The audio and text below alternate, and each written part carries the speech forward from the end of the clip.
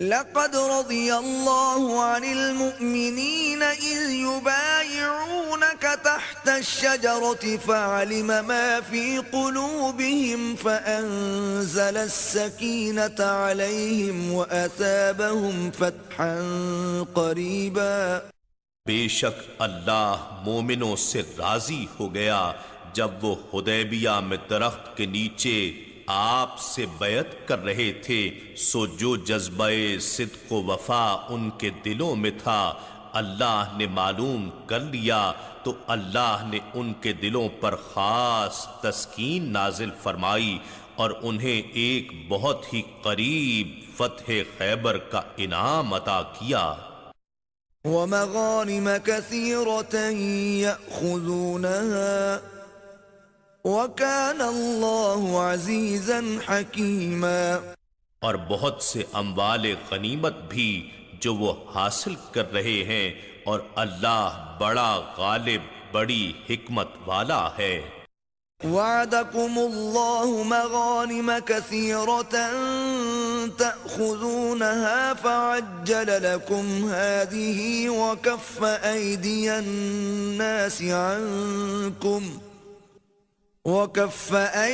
الناس عنكم ولتكون آية للمؤمنين ويهديكم صراطا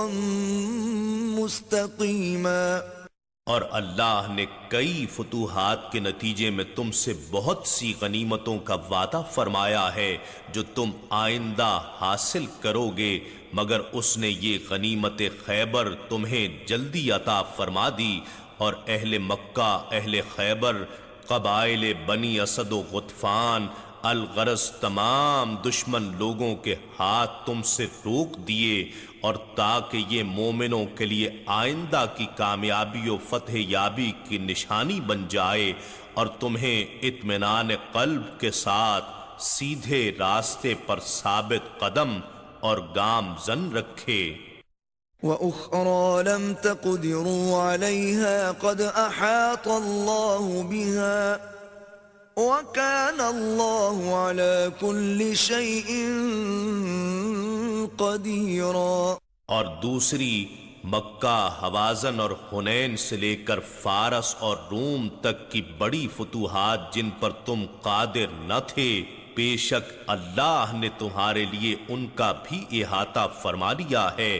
اور اللہ ہر چیز پر بڑی قدرت رکھنے والا ہے۔ وَلَوْ قَاتَلَكُمُ الَّذِينَ كَفَرُوا لَوَلَّوُا الْأَدْبَارَ ثُمَّ لَا يَجِدُونَ وَلِيًّا وَلَا نَصِيرًا۔ اور اے مومنو، اگر کافر لوگ حدیبیہ میں تم سے جنگ کرتے تو وہ ضرور پیٹ پھیر کر بھاگ جاتے، پھر وہ نہ کوئی دوست پاتے اور نہ مددگار، مگر اللہ کو صرف یہ ایک ہی نہیں بلکہ کئی فتوحات کا دروازہ تمہارے لیے کھولنا مقصود تھا۔ سنت اللہ التي قد خلت من قبل ولن تجد لسنت اللہ تبدیلا۔ یہ اللہ کی سنت ہے جو پہلے سے چلی آ رہی ہے، اور آپ اللہ کے دستور میں ہرگز کوئی تبدیلی نہیں پائیں گے۔ وَهُوَ الَّذِي كَفَّ أَيْدِيَهُمْ عَنكُمْ وَأَيْدِيَكُمْ عَنْهُمْ بِبَطْنِ مَكَّةَ مِن بَعْدِ أَنْ أَظْفَرَكُمْ عَلَيْهِمْ وَكَانَ اللَّهُ بِمَا تَعْمَلُونَ بَصِيرًا۔ اور وہی ہے جس نے سرحد مکہ پر حدیبیہ کے قریب ان کافروں کے ہاتھ تم سے اور تمہارے ہاتھ ان سے روک دیے، اس کے بعد کہ اس نے تمہیں ان کے گروہ پر غلبہ بخش دیا تھا، اور اللہ ان کاموں کو جو تم کرتے ہو خوب دیکھنے والا ہے۔ هم الذين كفروا وصدوكم عن المسجد الحرام والهدي معكوفا أن يبلغ محله ولولا رجال مؤمنون ونساء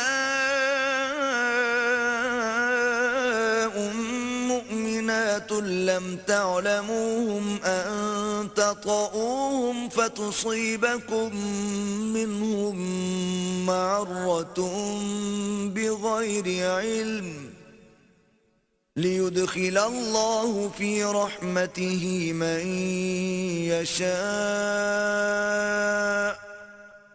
لو تزيلوا لعذبنا الذين كفروا منهم عذابا أليما.